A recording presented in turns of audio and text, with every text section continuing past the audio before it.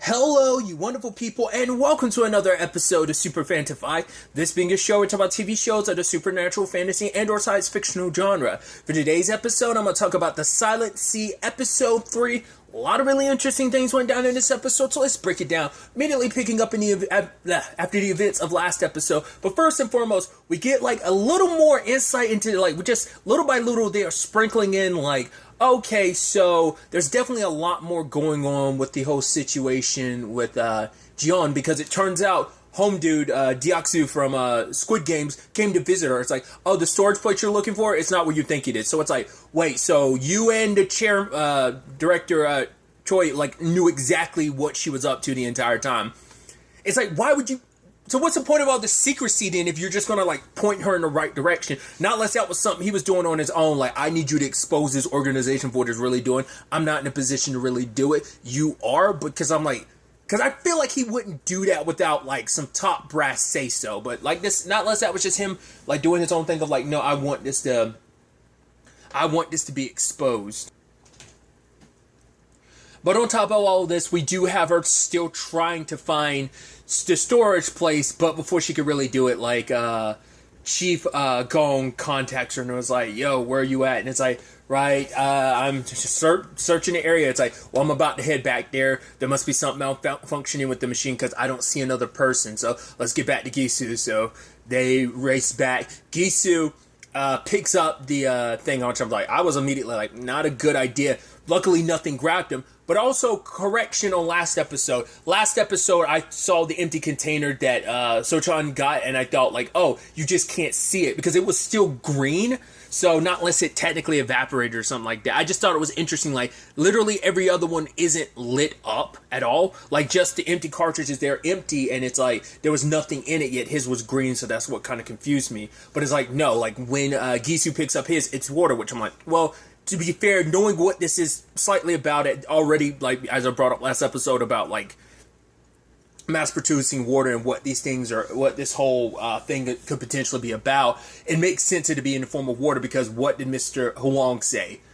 Water, don't. So, because even Gisu was water, what is this? Because he once again knows what his mission is. He doesn't know as much as he thinks he does. So, he ends up leaving just as Jiyeon gets back, and it's oh, Gisu, and he was damn it, you caught me, alright, but I was oh, how are you going to explain this? You're going to be are you going to be I found it, or you're not? That would have been the interesting thing. Sadly, Gisu got grabbed. I was oh, you poor bastard, and in the moment Jiyeon's going there, I'm do not go in there, don't. Okay, you went in there, cool. And he got it super hard, something was holding him up against the wall, and then it dropped him. He drops dead. Whatever it is goes over and grabs the sample and disappears. Well, it doesn't disappear, because at first Jiyeon looks at it. She has her flashlight, but she's not trying to flash in the face. And I love that it does come back full circle later on, because, she studies animal behavior, so she knows, right, I gotta stay my safe distance. This is technically your territory. If I get too close, I could be in striking distance. Because it's right, if it was super aggro, why wouldn't it come after her and try and kill her at that point? It sure as heck did it to Gisu, but I think that's because Gisu had the thing. So whoever that is, which I think the obvious choice seems like it's going to be Jiyeon's sister. She's going to be this survivor or whatever it is. I believe this is about stopping whatever is in these samples, like I said, this virus or whatever it is.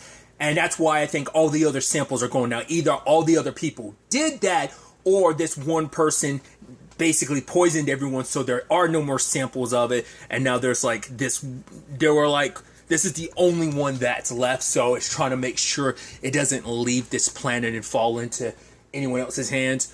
Like I said, I'm believing it's Jiyeon's sister trying to stop. Because they've also made a point to constantly not let you see what Jiyeon's sister looks like.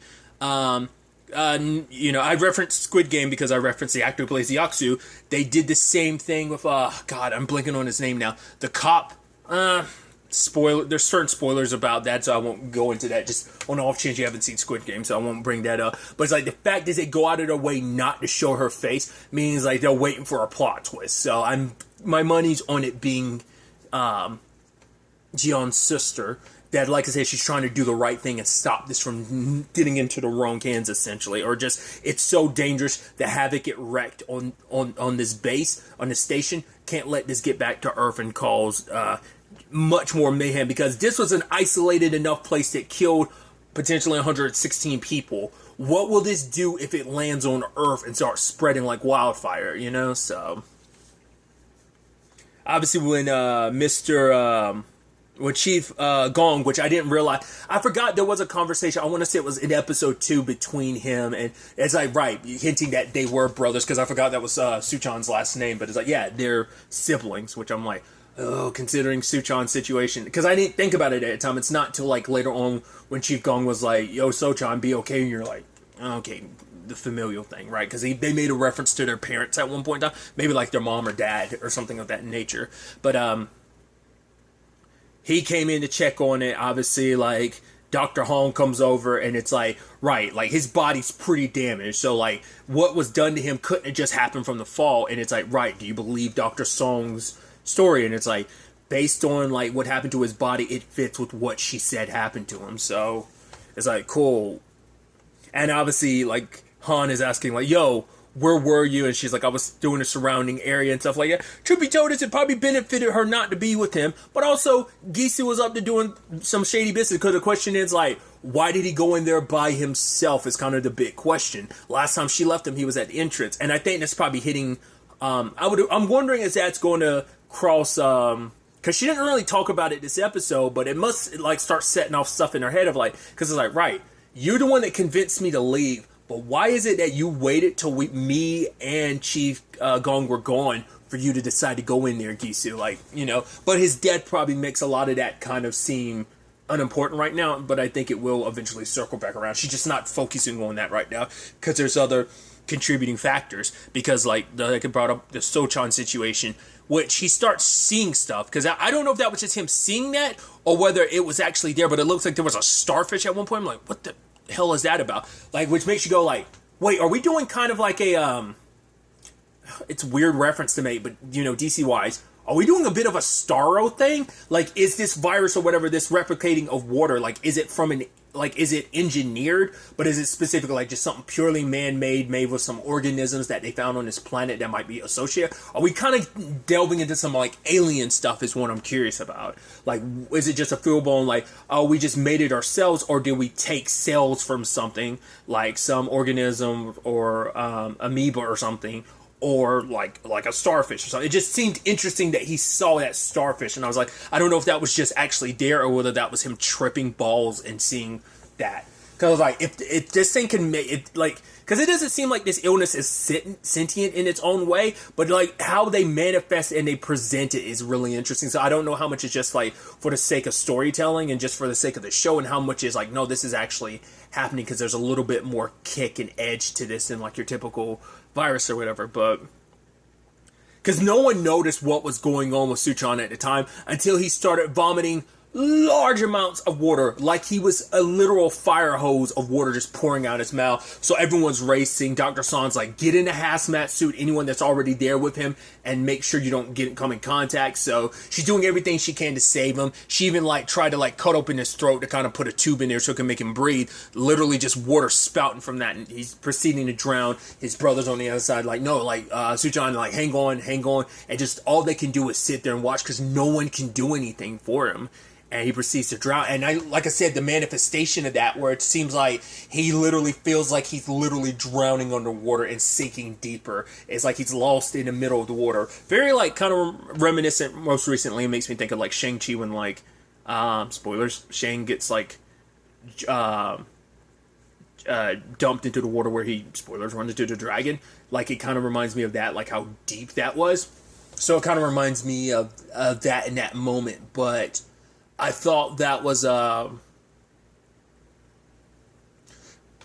like it manifesting its way, like even his vision getting like blurry, like because you didn't see his eye, like you could see the stress in his eyes, but you can't really see like his eyes dry. But I'm sure like there's a lot of water building up like behind his eyes and stuff, just like drowning like that. There's the last thing you see is like that tear kind of roll across his face because you see him like probably like seeing his brother panicked and him just in general being scared. you know? And once again, nothing could be done, so Dr. Hong is going to have to do an autopsy. And so, what I thought was interesting is Jian presents the opportunity. She goes, right, what if I told you there's a way to get more information? She's like, what? It's like, there's a database here. And she kind of shuts it down a little bit, but, stops talking the moment Han walks in. And she's like, let me do some investigating. He's like, right, you need my permission now? I was like, if I was me personally, I'm like, don't be a dick right now. Because truth be told is, and no one brought this up, but I'm like, I'd be pointing fingers at you right now, because it's like she literally kept stressing time and time again, maybe we should investigate this place, and he's the one that's been like, no. Maybe this could have been prevented. We could have known ahead of time of what we were dealing with, but you're so gun-ho about like, let's do the mission and let's get out of here. Once again, Gisu made it sound like there are other, personal reasons why he wants to just get home, water situation for his family. Because I can't remember if Gisu was referencing that the fact is that his child was already gone, or just struggling with a child, or already lost a child, and that's just a big, maybe that's why he quit his job in the first place, to trying to be home and try to do whatever he can to support his family, but that sadly wasn't enough. So maybe that's extra motivation to like, I don't care what the job is, I got enough of a background of understanding what's going on, I just need to leave here so I can get back home and help out there. So maybe that's just his biggest motivation, that he's just so in a need to get back home and have a better water status that he doesn't care about anything else along the way. We're not here trying to discover what happened to these people, but it's kind of like, right, have no choice, considering like, right, we have no idea, for one, who and what killed Gisu, but also we have no idea how Sochan died, so we got to do some investigating there. But you do see when at one point when Dr. Hong is drawing his blood, it's not dark red blood. It's like very pinkish. So it almost seems like, I guess it's supposed to be symbolic of like, it's more water than blood, that it's just flowing that much in his body that most of his body's becoming water. So obviously, like, everyone's handling this in his own way. Chief Gong is like, right, he's just trying to stay focused. It's like, right, you got to do an autopsy on my brother, I understand. But he's all about, like, focus on finding the intruder, because at least it gives him something to focus on. But there was one of the, I want to say it's E1, isn't it? Maybe not. But it's one of the dudes that's like, he's like, yeah, maybe we should call it quits. But it's like, right, we'll try and contact headquarters and let them know about what's going on. If we can, then we'll decide, like, kind of not to go forward with this. He's the one that's got the bracelet I thought was kind of interesting. It's like, oh, it's meteorite, a bracelet made out of meteorite. And he talked about how it's kind of superstitiously good luck, because it's like, right, meteorites come and crash down and they are okay. It's meant to be kind of symbolic of like, right, no matter where you are, you kind of bring good luck, that even if you crash somewhere, you're going to be okay. Because basically it's like your way of praying to the deity of the universe, which the guy was like, you live, and you live, and if you die, you die. Like, he was saying, kind of, there's nothing else to it. There's no, like, deity to it, which I thought was kind of like, that's kind of, I mean, you might not share the same beliefs as someone else, but it doesn't seem like it's really the time to be shitting on what someone else believes in those moments. Because Sochan and him had, like, it's like, right, I got to live, but Sochan died, and it's like, well, and the guy was just like, Ed, it is what it is. There's no, like, higher power behind it. It's just like, you live or you live, you live, you die, you die. It's all there is to it, so.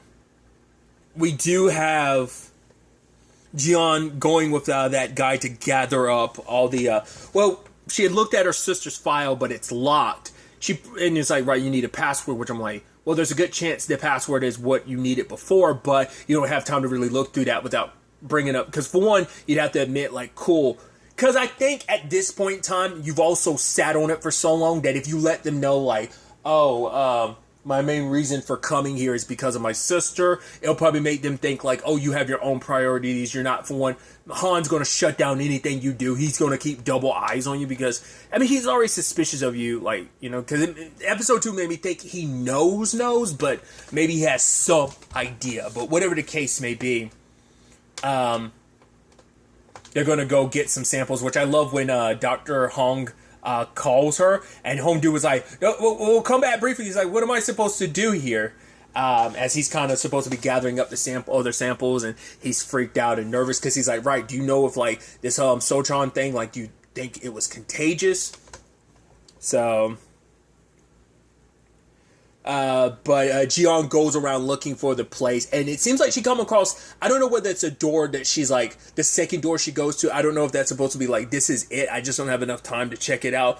Plus, it might be one of those restricted areas she doesn't have access to. That might be indicated of that, because she checked on her map and there were like red rooms, and I think that's what that's supposed to be, like each of the rooms potentially where the data storage could be are probably behind restricted areas. So unless you have access to them level 1 or above, you can't get to it. So she just kind of goes back.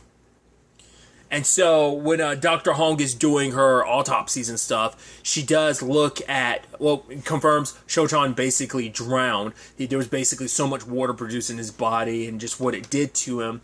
But then on top of that, when they look, because looking at the samples they got from the other people, Jiyeon's like, it looks normal. Like, that's what she's like, it's weird, it's not, everything seems normal. So whatever this is, it doesn't stay in the body.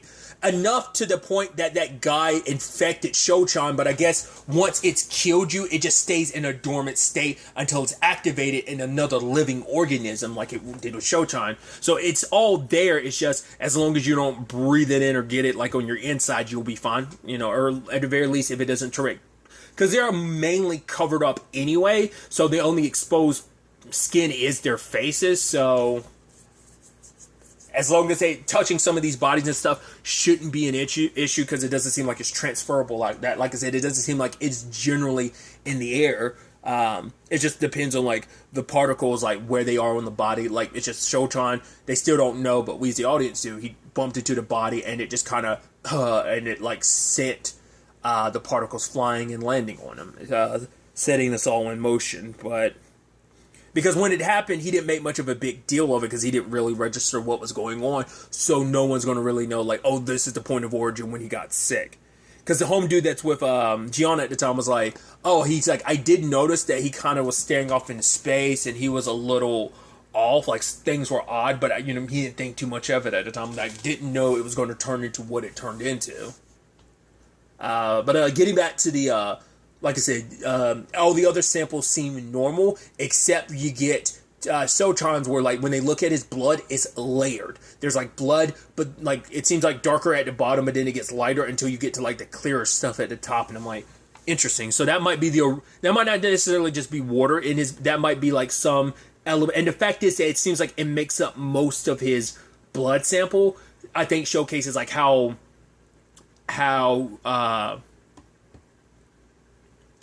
what's the word I'm looking for? How much of it is in your system, like how powerful it is. Like I said, I think because he's still relatively freshly dead, it's still pumping enough throughout his body for it to be there. I think given enough time, everything will eventually like even filter out and it'll kind of disappear to some extent. Now, I think on many other levels it'll still be there, but not to the visible extent it is in Sochan's body. So at the same time, you have, I want to say, was it E2? And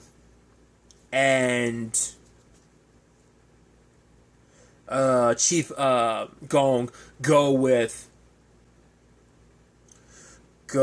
with Captain Han to try and find this intruder, and they look around, they cross through the vents and stuff like that.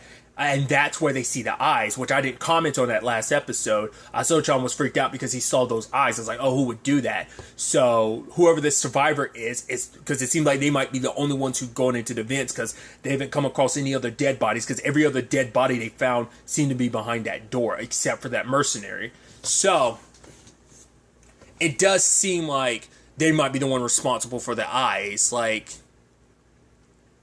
maybe that's supposed to be like, what? Because those were those cables or were those pipes beforehand where the two eyes were last episode? So I was wondering if that's supposed to be like indicative of like avoid the water, like I don't know, like, or at least kind of like, oh, there's eyes everywhere. I don't know what that necessarily means because there were two eyes there, but this particular time there was only one eye, so I don't know if that's indicative of anything. But they do run into whoever it is, but they don't directly see them because they're in the vents, but whoever it is running atop of them. So they follow them, but the room they cross over into from above leads into a restricted area, so they can't get in. So they have no choice but to go back. Obviously, there's the talks about fixing the communications. It's stuff that can be done on the inside, but it also involves someone kind of working simultaneously on the outside. You can normally take an elevator down to this particular place, but you can't now with everything being the way it is. So Han, I guess, not wanting to put anyone else in danger, where it's like, right, as a captain, I have to be able to take and willing, be able to and willing to take risks that anyone else in this crew could and would. So he's suggesting, like, right, I'll anchor myself, and it seems like that basically he's going to a lower portion of this, and that's at the very bottom. So before he left, though, Jian tried to talk to him about the intruder and once again about the animal behavior thing. So for him to be, for her, it's like, right, for them to have taken the sample, it can't not be like some animal or something else. It has to be human enough to have taken a sample. But that's also the thing for him of, like, if it was a survivor, wouldn't they be welcoming to us? Like, why would they go through the trouble of killing Gisu? Once again, they have their motive of, like, they think they're trying to save, they're saving the day. It's like, you are the bad guys because you're trying to take this sample away. That's why they took the sample. That's why Gisu's the only one they've killed, because he tried leaving with it. But once again, because we haven't seen this person's face, and it seems very, like, long, dark hair, I'm like, it's gotta be, like I said at the beginning, it has to be Jian's sister. She probably found out, like, some of the shady stuff that was going on at the station and what they were really all about. Now, once again, whether or not she intentionally killed everyone to stop this from, because it's like, right, you don't want these people going back to Earth, because if they go back to Earth, they'll just be able to replicate this. Or it was just an accident that led to all of this. We'll have to wait and see, because it seems like it could fly on either side of things. But that is currently where everything stands. It's definitely going to be interesting to see where the next episode takes us with all of this. But really, that's all I want to talk about. Till the next time we meet, be happy, be safe, live life to the fullest, and enjoy it. Good day and goodbye.